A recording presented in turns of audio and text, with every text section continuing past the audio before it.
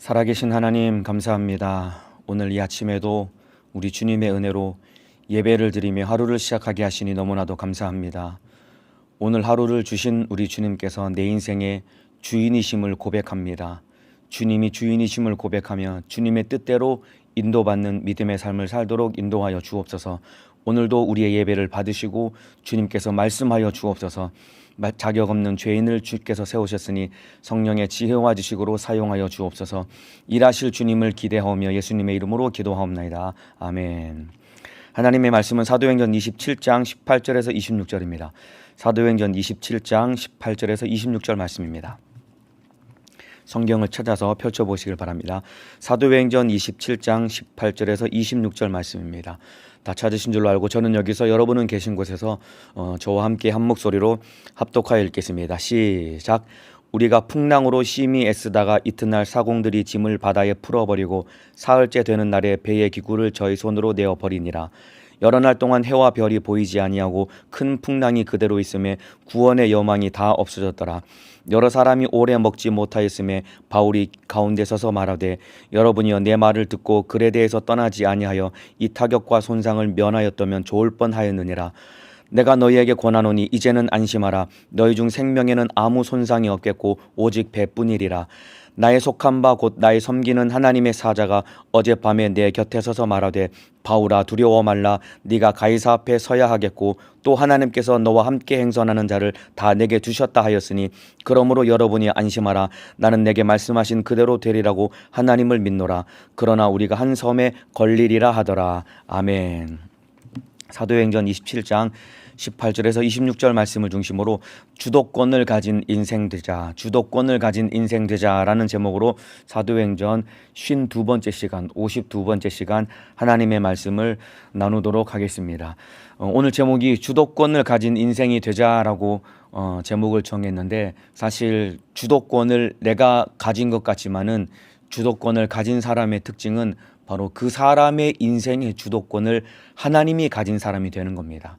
그러니까 내 인생의 주도권을 하나님이 갖게 될 때 그 사람은 어디를 가든지 내 안에 내 주도권을 가지신 하나님 때문에 그 사람은 어디를 가더라도 가는 곳마다 주도권을 가진 인생을 살아갈 수 있는 것입니다. 오늘 예배 드리시고 말씀을 듣는 우리 모든 성도들은 내 인생의 주도권을 하나님이 가지시고 그래서 그 주님 모시고 가는 곳마다 내 인생의 모든 것을 다 주도권을 가지고 주님의 뜻대로 살아가는 믿음의 사람 되시기를 예수님의 이름으로 축복합니다.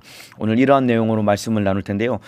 지난 시간 말씀을 잠깐 되짚어서 오늘 말씀을 이어나가 보면은 바울이 죄수의 신분으로 배를 타고 알렉산드리아호라는 배를 타고 드디어 이제 로마로 출발하게 됩니다. 이 배는 굉장히 큰 배입니다. 이 배는 이 선장과 선주 그리고 사공들에게 큰 부를 안겨줄 수 있는 많은 곡물과 그리고 교역 물품들, 화물들이 실려져 있는 배였습니다. 그리고 이 배에는 물건들 뿐만 아니라 다양한 종류의 사람들이 이 배 안에 타고 있었는데 많은 여행객들도 이 배 안에 승선해 있었고 뿐만 아니라 군인들도 그리고 바울과 같은 죄수들도 이 배 안에 함께 타고 있었습니다. 한마디로 말하면은 바울이 탑승하고 있는 이 알렉산드리아호라고 하는 큰 배는 마치 우리 인생의 축소판과 같은 것입니다. 자, 그런데 이 배가 이제 로마로 가기 위해서 출항을 하기 전에 바울이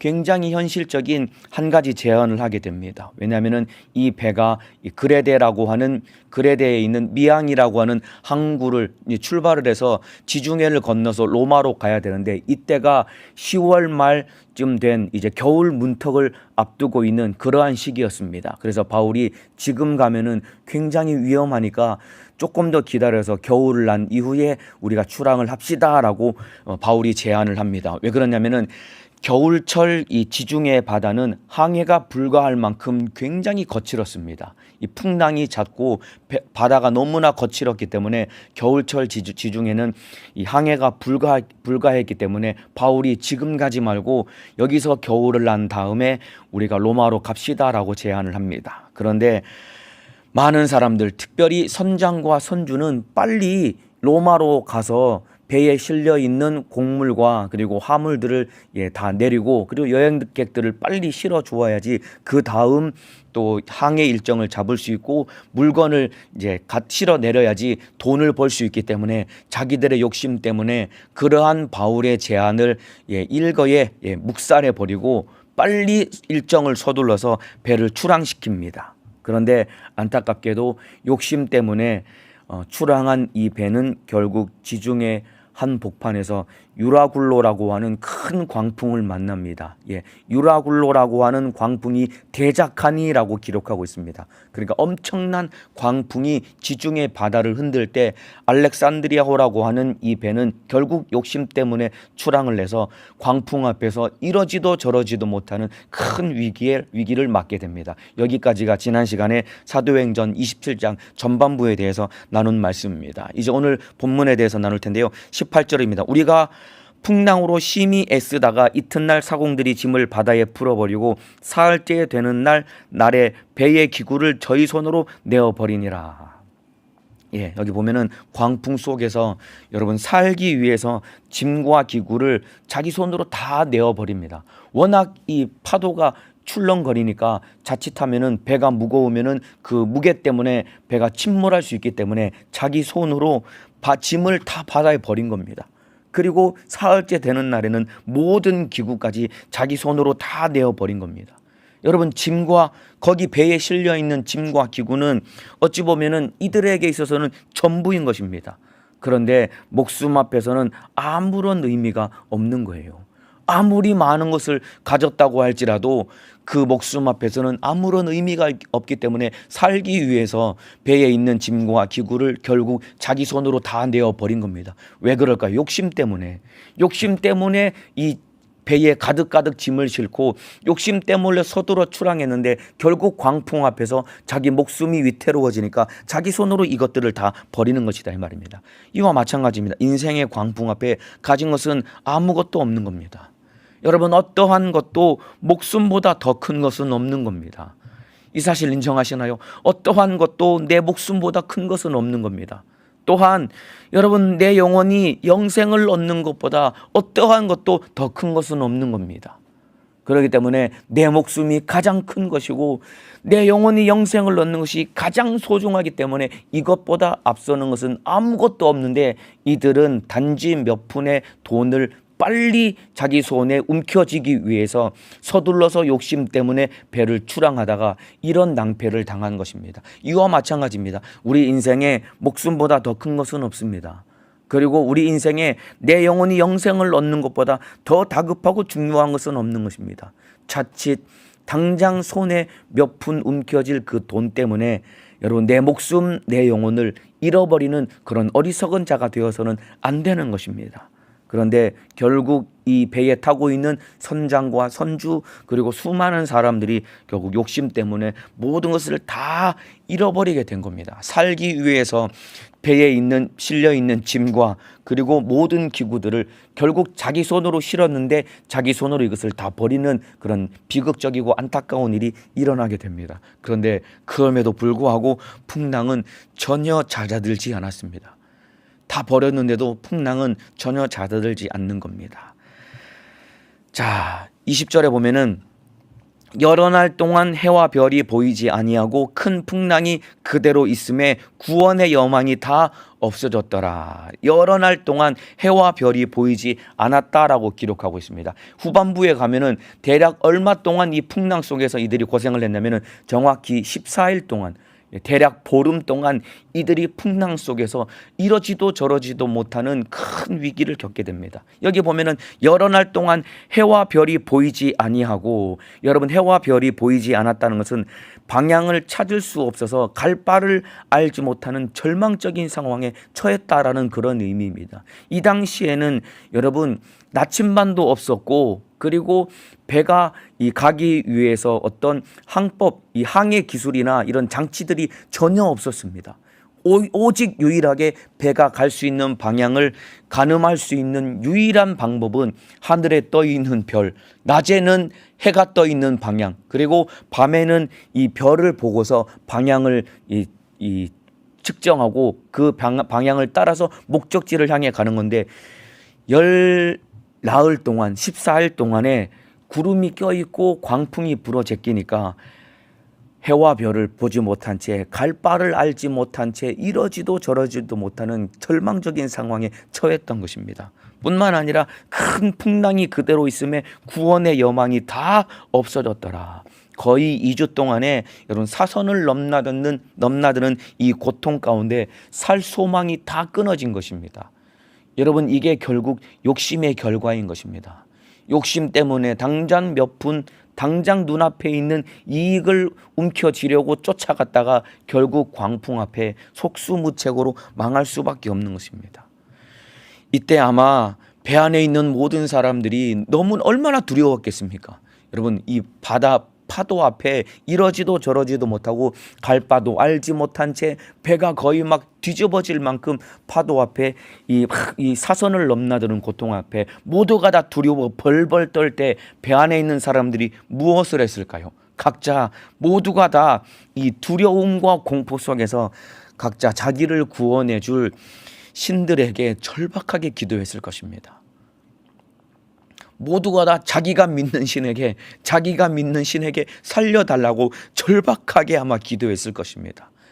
그런데 그 중에 응답하신 분은 오직 하나님 한 분뿐입니다. 여러분 우리의 기도를 들으시고 응답하실 분은 하나님 한 분뿐입니다. 우리가 인생 가운데 감당할 수 없는 광풍과 같은 문제를 만났을 때 우리가 무엇을 해야 되냐면은 그 광풍 속에서 우리를 건져주시고 도와주실 하나님께 무릎 꿇고 기도할 수 있는 믿음의 사람이 되어야 되는 것입니다. 자, 이때 많은 사람들이 기도했을 것이고 아마 바울과 그 일행들도 하나님 앞에 도와달라고 기도했을 것입니다. 이때 응답하신 분은 하나님 한 분뿐인데 여러분 한 줄기 빛과 같은 하나님의 목소리가 이때 바울에게 들려오게 됩니다. 2주 동안 여러 날 동안 해와 별이 보이지 아니하고 여전히 큰 풍랑이 그대로 있으며 모든 사람들의 구원의 여망이 다 끊어져서 없어져 갈 때 그때 기도했던 바울에게 한 줄기 빛과 같은 하나님의 목소리가 들려오게 됩니다. 21절입니다. 여러 사람이 오래 먹지 못하였으며 당연하겠죠. 배가 여러분 뒤집어질 만큼 배가 출렁거리고 흔들리는 가운데 어떻게 무엇을 먹을 수 있었겠습니까? 아마 배에 탄 모든 사람들이 배멀미로 모두가 다 막 진통을 앓고 전부 다 막 토를 하고 한 사람도 먹지 못한 채 다 고통 가운데 있었을 것입니다. 이때 바울이 21절 계속 읽어드리겠습니다. 바울이 가운데 서서 말하되 전부 다 고통당하면서 신음하며 다 죽어가는 그런 위태로운 상황 가운데 바울이 가운데 서서 이제 말하기 시작합니다. 여러분이여 내 말을 듣고 글에 대해서 떠나지 아니하여 이 타격과 손상을 면하였다면 좋을 뻔하였느니라. 늙은 죄수가 사람들 가운데에 서서 아마 배 갑판에는 아무도 못 나갔을 것입니다. 왜냐하면 너무나 큰 파도가 쳤기 때문에 갑판에 나갔다가는 파도에 휩쓸려서 죽을 수밖에 없기 때문에 전부 다 배 밑에 모든 사람들이 다 모여가지고 살기를 바라는 마음으로 그러나 살 소망이 끊어진 채로 사람들이 자포자기한 채로 배 밑에 모여있는 그 가운데 바울이 늙은 죄수인 바울이 서서 나지막한 목소리로 사람들 앞에서 말하기를 시작합니다. 여러분이여 내 말을 듣고 글에 대해서 떠나지 아니하여 이 타격과 손상을 면하였다면 좋을 뻔하였느니라 라고 그렇게 바울이 말하기를 시작합니다. 어찌 보면은 잔소리와 같은 말을 바울이 내뱉은 것입니다. 아마 이 말은 배 안에 있는 사람들이 제일 듣기 싫어했을 말이었을 것입니다. 배 안에 있는 사람들이 가장 듣기 싫을 말을 바울이 내뱉은 겁니다. 내 말을 듣고 글에 대해서 떠나지 아니하여 이 타격과 손상을 면하였으면 얼마나 좋았겠느냐. 봐라, 니네가 내 말을 듣고 글에 대해서 떠나지 아니했으면 이 고생을 하지 않았을 텐데 내 말을 듣지 않고 떠나서 이렇게 고생하지 않느냐라고 이 말을 내뱉은 겁니다. 어찌 보면은 이제 와서 이런 얘기를 하는 것은 아무런 소용없는 말 아닙니까? 이런 말은 누구든지 할 수 있는 겁니다. 누구든지 할 수 있는 말인데 그런데 바울이 그 뒤에 하나님께서 바울에게 하신 약속을 사람들에게 전하게 됩니다. 22절에서 26절 말씀입니다. 제가 읽어드리겠습니다. 내가 너희를 권하노니 이제는 안심하라. 안심하라라고 바울이 모인 사람들에게 이 사람들에게 하나님의 목소리를 전하기를 시작합니다. 너희 중 생명에는 아무 손상이 없겠고 오직 배뿐이리라. 이렇게 큰 광풍 속에 배가 출렁거리지만은 안심하라. 우리는 아무도 죽지 않을 것이다. 그러나 배는 파선해서 배는 잃어버리겠지만은 한 사람도 죽지 않을 것이다. 이 말을 듣고 많은 사람들이 얼마나 바울의 얘기에 귀를 쫑긋 세우고 바울의 말에 여러분 참으로 심취해서 듣지 않았겠느냐 이 말입니다. 전부 다 이제 우리는 다 죽었다라고 절망 가운데 처해 있는데 바울이 걱정하지 마라. 우리 한 사람도 죽지 않을 것이야. 이 말을 던진 겁니다. 그러면서 23절에 나의 속한 바 곧 나의 섬기는 하나님의 사자가 어젯밤에 내 곁에 서서 말하되 하나님께서 천사를 보내셔서 바울에게 하나님의 목소리를 들려주신 것입니다. 24절입니다. 바울아 두려워 말라. 네가 가이사 앞에 서야 하겠고 또 하나님께서 너와 함께 행선하는 자를 다 내게 주셨다 하였으니 그러므로 여러분이여 안심하라. 나는 내게 말씀하신 그대로 되리라고 하나님을 믿노라. 그러나 우리가 한 섬에 걸리리라 하더라. 하나님께서 바울에게 중요하고 엄중한 약속을 하나님께서 바울에게 약속해 주십니다. 약속은 크게 세 가지입니다. 바울아 네가 가이사 앞에 설 것이다. 이게 첫 번째 약속입니다. 그리고 두 번째 약속은 배는 파선하겠지만은 배 안에 있는 모든 사람들의 생명은 안전할 것이다 라는 두 번째 약속을 주십니다. 그리고 세 번째 약속은 배가 한 섬에 도착할 것이다 라는 이 세 가지 약속을 주십니다. 여러분 바울이 구원의 여망이 다 사라진 가장 절망적인 때에 하나님의 목소리를 들은 것입니다. 이와 마찬가지입니다. 저와 여러분이 인생 가운데 큰 광풍과 같은 문제를 만나서 이제 내 인생은 다 끝났다. 가장 절망적인 상황 그때에 우리가 해야 될 것이 무엇이냐면 그때 주님 앞에 무릎 꿇고 기도할 수 있어야 됩니다. 그리고 그때 주님의 목소리를 들을 수 있는 절호의 기회인 것입니다. 여러분 배가 침몰하기 직전에 구원의 여망이 다 끊어진 그때에 하나님께서 바울에게 주님의 목소리를 들려준 것과 똑같이 오늘 예배를 들으시고 이 말씀을 듣는 우리 성도 여러분들, 여러분 앞에 인생 가운데 참으로 광풍과 같은 큰 문제 가운데 이러지도 저러지도 못한 채 이제 내 인생은 다 끝났다. 나는 이제 망했다. 이제 어찌할 수 없는 상황 가운데 처했구나 라고 절망적인 상황 가운데 처한 분이 계시다라고 한다면 그때가 무릎 꿇고 기도해야 할 때입니다. 그리고 그때야말로 여러분에게 우리 주님의 목소리가 들려올 때다 이 말입니다. 그때 좌절하고 낙심할 것이 아니라 무릎 꿇고 기도한다면 우리 주님의 목소리가 여러분에게 들려오고 들려진 주님의 목소리 가운데 소망을 얻고 참으로 이 주님의 인도하심을 받을 수 있는 절호의 기회를 얻을 수 있게 될 것입니다. 인생의 절망 가운데 기도하여 주님의 목소리를 듣고 주님의 인도 따라가며 승리하는 믿음의 사람 되시기를 예수님의 이름으로 축복합니다. 이와 같이 가장 절망적인 상황 가운데 바울에게 우리 주님의 목소리를 들려주게 됩니다. 그리고 바울은 이 하나님의 목소리를 듣고 사람들에게 자기가 들은 목소리를 사람들에게 전하기를 시작합니다. 여러분 이때부터 말이죠. 배 안에 주도권이 바울에게로 넘어오게 됩니다. 그래서 오늘 제목이 주도권을 가진 인생이 되자라고 정했는데 여러분 이때부터 이 배 안의 주도권이 바울에게로 넘어오게 됩니다. 바울이 하나님의 목소리를 듣고 그 목소리를 전한 그때부터 바울에게 모든 배의 주도권이 넘어오게 되는 것입니다. 여러분 이 풍랑 속에서 이 구원의 여망을 잃어버리고 전부 다 살 소망을 잃어버린 절망적인 상황 가운데 하나님께서 바울에게 자기의 목소리를 들려주신 이 상황 가운데서 여러분 누가 리더가 될 수 있고 누가 지도자가 될 수 있는지 정확하게 보여주는 사건입니다. 풍랑 속에서 바울에게 하나님의 목소리가 들려진 이 사건을 통해서 바로 누가 지도자가 될 수 있고 누가 리더가 될 수 있는지 정확하게 보여주는 사건입니다. 여러분 하나님의 목소리를 듣는 자가 주도권을 가진 자가 되고 하나님의 목소리를 듣는 자가 지도자가 되고 그리고 리더가 될 수 있는 것입니다. 여러분 우리 주변에 두 부류의 지도자와 리더가 있습니다. 우리 주변을 보면은요, 두 부류의 지도자와 리더가 있습니다. 첫 번째 리더는 어떤 사람이냐면은 부여된 지위를 통해서 리더십을 얻고 리더가 된 사람이 있습니다. 부여된 지위를 통해서 리더십을 얻고 그래서 리더가 된 사람이 있습니다. 이게 첫 번째 부류의 리더고, 두 번째 리더는 어떤 사람이냐면은 바로 하나님의 목소리를 듣고 전함을 통해서 리더십을 세워가는 그러한 리더가 있습니다. 이게 우리 주변에서 볼 수 있는 두 부류의 리더입니다. 부여된 지위를 통해 리더십을 얻어서 리더가 된 사람이 있고, 그리고 하나님의 목소리를 듣고 그 목소리를 전함으로 인해서 리더십을 세워가지고 리더가 되는 사람이 있습니다. 예를 들면은 오늘 본문에 선장과 선주 그리고 백부장은 어떤 사람이냐면은 부여된 지위를 통해서 이 사람들은 리더가 된 겁니다.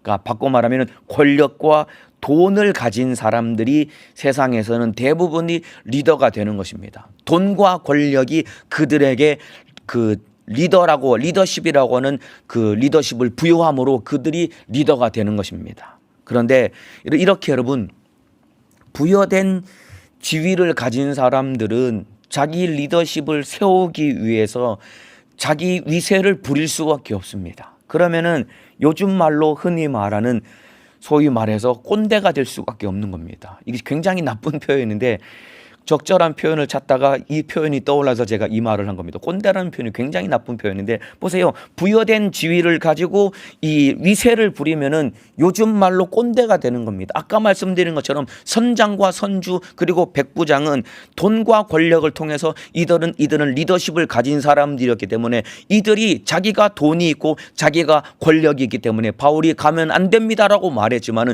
자기들의 욕심 때문에 무슨 소리야 지금 가야지라고 해서 이 무리하게 항해를 밀어붙였기 때문에 소위 말하면 꼰대짓을 했기 때문에 이들이 이렇게 큰 위기를 겪을 수밖에 없게 된 것이다 이 말입니다.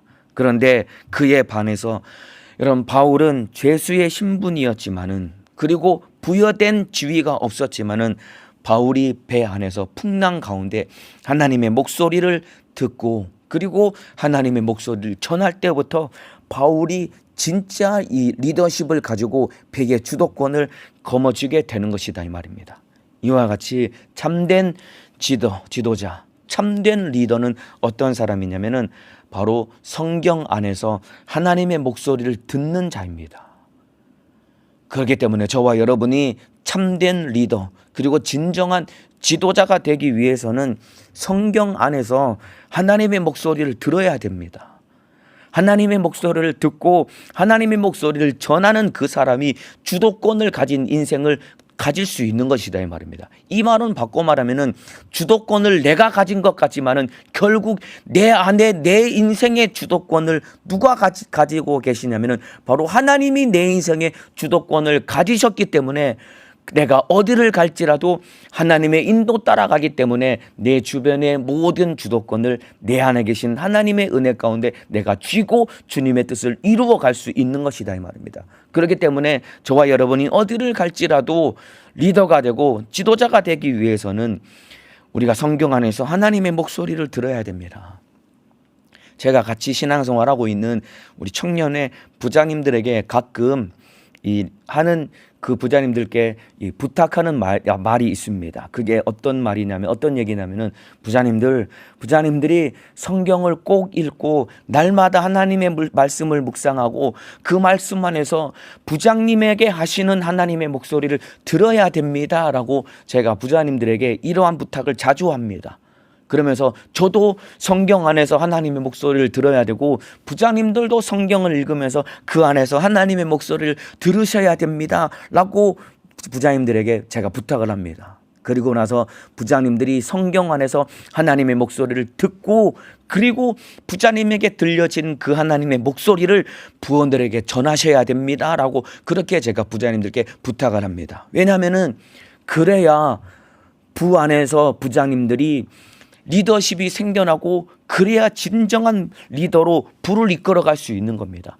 교회에서 이 부장이라는 직분을 임명받은 것은 이 부여된 지위를 내가 받게 된 겁니다. 여러분, 교회 안에 있는 모든 직분자들은 부여된 지위를 임명받아서 부여된 리더십을 가지고 기관에서 충성하는 것이다 이 말입니다. 그런데 물론 하나님께서 세워서 하나님께서 부여해 주신 직분과 그리고 내게 이 직분이라는 이 리더십이 내게 부여되었지만은, 그러나 그 가운데서 진정한 리더가 되고 진정한 지도자가 되기 위해서는 내게 부여된 이 부장이라는 직분, 기관장이라는 직분이 있지만은 그 가운데서 내가 성경을 읽으며 하나님의 목소리를 듣고 그 목소리를 전할 때 그 안에서 진정한 리더십이 세워지는 것이다 이 말입니다.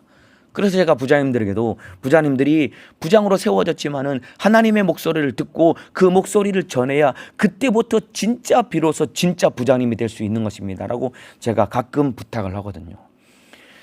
그래서 부장님들이 성경 안에서 하나님의 목소리를 듣고 그 말씀을 전해야, 여러분, 부원들이 광풍과 같은 세상에서 살아가고 있는데, 그렇게 광풍과 같은 세상에서 살아가는 부원들에게 하나님의 목소리를 전해야 그들을 건져내서 예수님께로 인도할 수 있는 것이다 이 말입니다. 그래서 이러한 사람이 진정한 직분자요, 진정한 리더가 될 수 있는 겁니다. 우리가 교회 안에서 기관장의 직분, 청년의 직분, 그리고 교사의 직분, 여러 가지 직분을 우리가 임명을 받습니다. 그런데 내가 기도하고 기도 가운데 하나님의 목소리를 듣고 그 하나님의 목소리로 인도받고 하나님의 목소리로 지배받고 하나님의 목소리를 말할 수 있지 않는다라고 한다면은 그저 부여된 직분으로 부 안에 있는, 기관 안에 있는 사람들에게 이렇게 하라 저렇게 하라 말만 하면은, 세상 말로 아까 말씀드린 것처럼 굉장히 나쁜 표현이지만은 그냥 꼰대와 같은 사람밖에 될 수밖에 없는 겁니다. 여러분, 하나님의 목소리를 듣고 내가 어디를 갈지라도 오늘 제목처럼 주도권을 가진 인생을 살아가야 되는 겁니다. 여러분, 하나님의 목소리를 듣는 자가 주도권을 가질 수 있는 이유는 바로 그 사람의 주도권을 바로 하나님께서 가지셨기 때문이다 이 말입니다. 나의 주도권을 하나님께서 가지시고, 그래서 내 안에서 하시는 하나님의 목소리를 듣고 내가 그 말씀을 따라가고 그 말씀을 전할 때 내 주변의 모든 사람과 환경 가운데 내가 주도권을 쥐고 우리 주님께로 인도할 수 있는 믿음의 사람이 될 수 있는 것입니다. 가정에서도 마찬가지입니다. 여러분, 가정에서 참된 가장이 되기 원한다면은 하나님의 목소리를 들어야 됩니다. 우리 부모님들이, 어머니, 아버지들이 가정에서 참된 가장이 되기를 원한다면 하나님의 목소리를 들어야 됩니다. 내가 낳은 자식이 있고 내가 자식 앞에 부모라는 이 이름은 하나님으로부터 부여된 직분입니다. 지위인 것입니다. 부여된 지위고 부여된 직분이지만은, 그러나 하나님께서 나에게 부모라는, 자식을 낳았기 때문에 부모가 되었다라는 이 지위 때문에, 지위를 가지고 내 자식을 이래라 저래라 하려고 하면은 자녀들은 얼마든지 어긋날 수밖에 없습니다. 그러나 내 자식을 올바로 바르게 기르기 위해서는 부모님들도 기도하며, 그리고 성경 안에서 하나님의 목소리를 듣고 자식을 잘 양육해야 그것이 진짜 참된 가정 안에서 가장이 될 수 있는 겁니다. 에베소서 6장 4절에 이런 말씀이 있죠. 또 아비들아, 너희 자녀를 노엽게 하지 말고 오직 주의 교양과 훈계로 양육하라라는 말씀이 있습니다. 여러분, 아비들아, 너희 자녀를 노엽게 하지 말고 라고 기록하고 있는데, 여기서 노엽게 하지 말라는 말의 의미가 어떤 말이냐면은, 자식들을 감정적으로 대해서 상처 주지 말라라고 하나님이 말씀하고 있는 겁니다. 자식들을 감정적으로 대해서 상처 주지 말라라고 하나님께서 엄중하게 말하고 있는 거예요. 그렇죠. 자식이 점점점 자라면서 소위 말해서 머리가 굵어지면은 말을 안 듣죠. 그러면은 부모 입장에서는 막 이 언짢은 마음이 확 올라오는 것 아닙니까? 내가 너를 낳아서 어떻게 길렀는데 네가 감히 어떻게 내 말을 안 듣고 네가 이렇게 불효할 수 있는 거야 라고 말하면서 막 이 화가 나서 감정적으로 자식을 막 책망하고 자식을 나무라면은, 감정적으로 대하면은 내 마음도 상하고 자식도 상처를 받는 겁니다. 그런데 성경에서는 이러지 말라는 겁니다. 이거야말로 아까 굉장히 나쁜 표현인 것처럼 자식들 앞에서 꼰대짓을 하는 거예요. 왜 그럴까요? 부모가 하나님 앞에 무릎 꿇고 하나님의 목소리를 듣고 그 하나님의 말씀으로 자녀를 양육해야지 자식이 엇나가지 않고 하나님의 뜻대로 인도받고 그 자식도 하나님 말씀 앞에 주도권을 내어드려서 하나님의 말씀으로 인도받는 자녀가 될 수 있는데, 부모가 무릎 꿇고 기도하고 하나님 말씀 앞에서 바로 살지 않고 하나님의 말씀으로 자녀를 양육하지 않으니까 이런 가슴 아픈 일이 일어나는 것이다 이 말입니다. 그래서 아비다라, 너희 자녀를 노엽게 하지 말고 오직 주의 교양과 훈계로 양육하라. 이 말은 하나님의 말씀으로 양육하라는 거예요. 그렇기 때문에 부모님들도 성경 안에서 하나님의 목소리를 듣고 기도하며 자녀들을 잘 양육하는 성경적인 부모가 되어서 하나님 앞에서 진짜 참된 리더십을 가진 부모가 되시기를 예수님의 이름으로 축복합니다. 자, 이와 같이 바울에게 하나님의 목소리가 들려지고 하나님의 말씀을 전할 때 이제 바울에게 리더십과 이 주도권이 바울에게로 넘어오게 되는 겁니다. 자, 그리고 하나님이 바울에게 약속하신 그대로 한 섬에 걸리리라라는 약속대로 이제 배가 한 섬에 점점점 가까우게 됩니다. 그런데 30절에 보면은 사공들이 도망하고자 하여 이 물에서 닻을 주려는 채 하고 거루를 바다에 내려놓거늘. 풍랑은 여전히 계속 출렁거리고 배는 여전히 침몰의 위기에 처해 있습니다. 이때 사공들이 육지에 점점점 가까우니까 자칫하면은 이 암초나 여기에 충돌하게 되면은 배가 침몰해서 죽을 수밖에 없거든요. 그래서 사공들이 어떤 나쁜 짓을 했냐면은 사공들이 도망하고자 하여 이 물에 닻을 주려는 채하고, 이 물은 배 후미를 배 앞을 뱃머리를 말하는 겁니다. 이 물은 뱃머리고 고물은 배 뒤를 말하는 겁니다. 배 이물에 닻을 주려는 채하고, 그러니까 닻을 내리려는 채 하면서 거루를 바다에 내려놓거늘. 이 거루는 거룻배를 의미하는 겁니다. 이렇게 큰 배에는 오늘날로 말하면 구명보트와 같은 작은 배들이 여러 채가 있습니다. 왜냐하면 여차하면은 이제 탈출하기 위해서 구명보트와 같은 거룻배가 있는데 거루를 바다에 내려놓는 겁니다. 왜냐하면 도망가려고, 자기들만 도망가려고 이 짓을 한 겁니다. 여러분, 나만 잘 먹고 잘 살려고 하는 이런 이기적인 무책임한 사람들은 우리 주변에 얼마든지 있는데 저와 여러분 그래서는 안 되는 것입니다. 내 사공들이 이런 나쁜 짓을 저지른 겁니다. 그리고 이들이 어리석었던 것은 무엇이냐면은 바울을 통해 하나님이 분명하게 약속을 하셨거든요. 한 사람도 생명에는 손상이 없다라고 약속을 했는데 이들이 하나님의 약속을 믿지 않고 도망치려고 한 것이다 이 말입니다. 이와 같이 들어도 믿지 않는 자들이 얼마든지 있는 겁니다. 여러분, 예수 안에 있으면은 망하는 것 같아도 거기 안에 있어야 우리가 살 수 있는 겁니다. 하나님이 바울을 통해 분명히 이 배가 침몰은 하지만 다 살 것이다라고 약속을 했으면은 이 배 안에 함께 있어야 되는데 이들은 자기들만 살려고 도망가려고 했는데 아마 도망갔으면은 이들은 죽었을 것이다 이 말입니다. 이와 마찬가지입니다. 예수 안에 있으면은 망할 것 같아도 예수 안에 있어야 우리가 살 수 있는 겁니다. 여러분, 마지막에 어떠한 환난과 고난과 핍박이 있어도 예수 때문에 망하는 것 같을지라도 예수 안에서 마지막에 보호를 받고 예수 안에서 마지막에 구원을 얻는 믿음의 사람 되시기를 주님의 이름으로 축복합니다. 이렇게 사공들이 도망가려고 하니까 바울이 이제 31절에 이렇게 말합니다. 바울이 백부장과 군사들에게 이르되 이 사람들이 배에 있지 아니하면 너희가 구원을 얻지 못하리라 하니 이에 군사들이 거룻줄을 끊어 떼어버리니라. 바울이 이제 백부장과 군인들에게 말합니다. 이 사람들이 도망가면, 그렇죠, 사공들이 도망가면 마지막에 이제 배가 섬에 도착해야 되는데 이들이 없으면 배가 도착할 수 없기 때문에 이들을 막아야 된다고, 이들을 잘 못 도망가도록 막아야 된다라고 말을 합니다. 여러분, 여기서 굉장히 놀라운 일이 일어납니다. 바울이 백부장과 군사들에게 이르되, 여러분, 바울이 누굽니까? 죄수입니다. 그런데 바울이 백부장과 군사들에게 명령을 하는 겁니다. 아까 말씀드렸죠. 배의 주도권을 이제 바울이 쥐게 된 겁니다. 바울이 배의 주도권을 쥐고 이제 사람들에게 명령을 하는 겁니다. 이렇게 말씀 안에 하나님의 말씀을 가진 자가 주도권을 가진 인생이 될 수 있는 것입니다. 바울이 왜 주도권을 가졌을까요? 그 안에 바울의 주도권을 가지신 분이 하나님이기 때문에, 그 안에 있는 바울 안에 있는 하나님 때문에 바울이 배에 있는 주도권을 쥘 수 있게 된 것이다 이 말입니다. 자, 이렇게 이제 사공들이 도망가지 못하도록 막은 다음에 33절 이하에 보면은 날이 새어가매 이제 점점점 이제 날이 밝아오기를 시작합니다. 바울이 여러 사람을 여러 사람을 음식 먹으라 권하여 가로되 너희가 기다리며 먹지 못하고 줄인 지가 오늘까지 열 나흘인즉 14일 동안 이들이 아무것도 못 먹고 다 줄인 것입니다. 34절에 음식을 먹으라 권하노니 이것이 너희 구원을 위하는 것이요. 이제 음식을 먹으라. 그래야 너희가 살 수 있다라고 말하는 겁니다. 너희 중 머리털럭 하나라도 잃을 자가 없느니라 하고 떡을 가져다가 모든 사람 앞에서 하나님께 축사하고 떼어 먹기를 시작하며 저희도 다 안심하고 받아 먹으니 배에 있는 우리의 수는 전부 276인이러라. 276명이 이 배에 탔던 것입니다.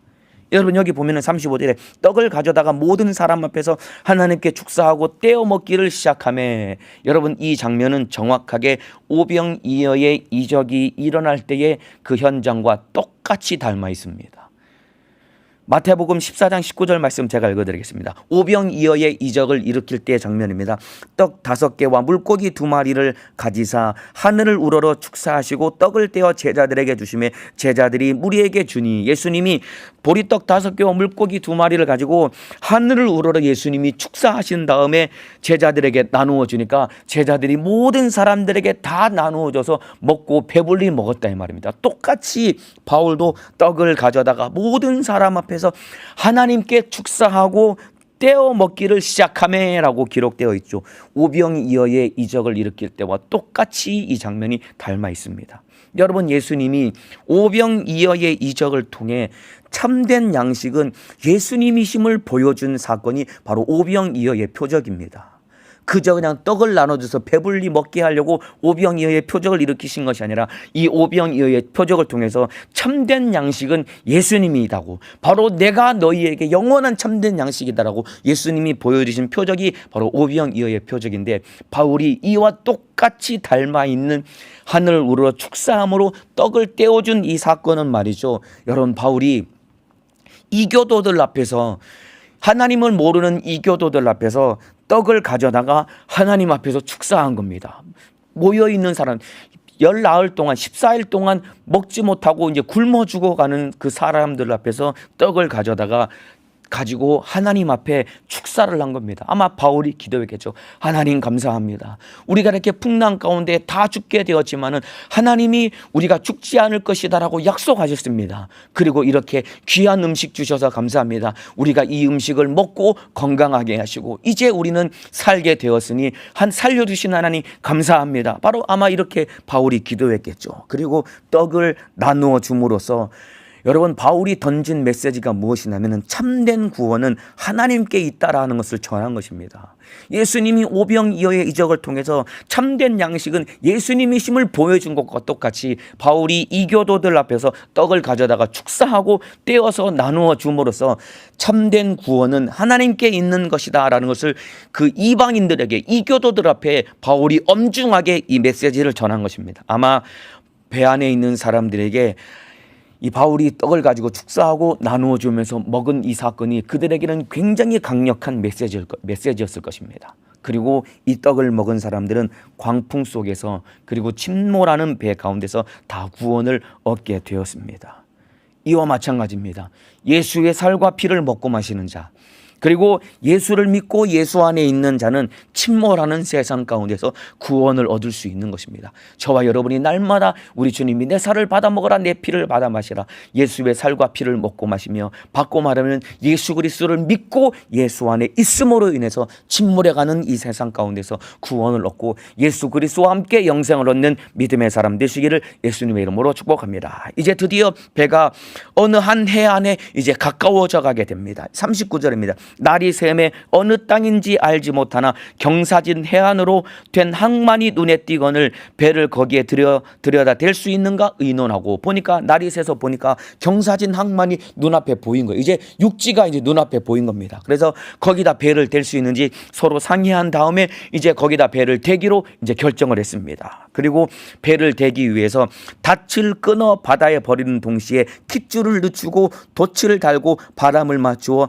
해안을 향해 방에 들어가니 이 누가가 굉장히 상세하게 묘사를 합니다. 닻을 끊어 바다에 버리는 동시에 이 닻이라는 것은 배가 움직이지 못하도록 바닷속에 이 고정해 두는 물체인데 이걸 끊어 버린 겁니다. 이제 암초에 부딪힐까 봐 무서워 가지고 배 속도를 조정하기 위해서 닻을 내렸는데 이 닻을 끊어 버린 겁니다. 그리고 킷줄을 늦추고, 키는 배를 이제 조종하기 위한 이제 그 기구인 것입니다. 이거를 꽁꽁 묶어놨습니다. 바람이 워낙 많이 부니까 이제 배를 조종하기 위해서 이제 킷줄을 이제 늦추고 이제 줄을 풀려버려서 이제 배를 조종하기 시작한 겁니다. 그리고 돛을 달고 이제 바람을 맞을 수 있는 돛을 세운 다음에 바람을 맞추어 해안을 향해 들어가다가 두 물이 합하여 흐르는 곳에 당하여 배를 걸매 이제 배가 해안가에 이르러서 이제 모래톱에 배가 턱하니 걸린 겁니다. 그래서 이 물은 부딪혀 움직일 수 없고 이 말은 배 앞부분이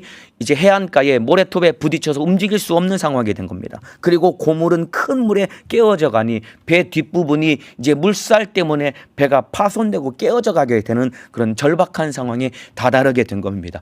누가가 굉장히 소상하게 이 묘사하고 설명을 한 겁니다. 그러자 42절에 보면은 군사들은 죄수가 헤엄쳐서 도망갈까 하여 저희를 죽이는 것이 좋다 하였으나 백부장은 바울을 구원하려 하여 저희의 뜻을 막고 헤엄칠 줄 아는 사람들은 명하여 물에 뛰어내려 먼저 육지에 나가게 하고, 군사들은 죄수가 이제 도망갈까 봐 죄수들을 죽이려고 했습니다. 당연하죠. 죄수들이 도망가면 안 되니까 지켜야 되는 입장에서 죄수들을 다 죽이려고 했습니다. 그런데 백부장은 바울을 살려주려고 이것을 막은 겁니다.